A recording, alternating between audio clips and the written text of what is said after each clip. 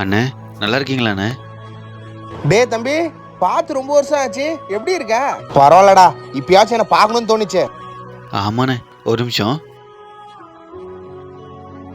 எனக்கு ஒரு 6ஆம் தேதி கல்யாணம்ண்ணே. ஓ அப்படியா? வாழ்த்துக்கள்டா. மறக்காம நீங்க வந்துடணும். கண்டிப்பா வந்துடுறேன்டா. என்னடா கல்யாணத்துக்கு எல்லாத்தையும் சந்தோஷமா சொல்லுவாங்க, நீ என்ன சோகமா சொல்ற? அதெல்லாம் ஒன்றும் இல்லைண்ணே. பொண்ணு எப்பெல்லாம் வரணும்னு நான் ஒரு சில கற்பனை பண்ணி வச்சுருந்தேன். ஆனால் பொண்ணு நான் எதிர்பார்த்த மாதிரியே இல்லைண்ணே. கலர் கூட என்னை விட கொஞ்சம் கம்மி தான். ரொம்ப கஷ்டப்படுற குடும்பம் வேறுண்ணே. இதுக்கு மேலே வேறு என்ன சொல்கிறது? டேய் தம்பி, நான் பழைய ஓனரா இல்லாம ஒரு அண்ணனா சொல்றேன், கேக்குறியா?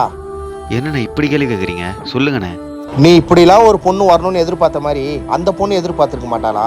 எல்லாருக்கும் வாழ்க்கை பிடிச்ச மாதிரி அமையறது இல்லடா. அது அமைஞ்சதுக்கு அப்புறம் தான் பிடிச்ச மாதிரி அமைச்சிக்கிறாங்க. அவ கலர் இல்லைன்னு சொன்னல, உனக்கு உடம்பு முடியாம இருக்கும்போது அப்ப அவ உன்னை பார்த்துப்பா. அப்ப அவளோட கலர் உனக்கு தெரியாது, அவளோட மனசுதான் உனக்கு தெரியும்.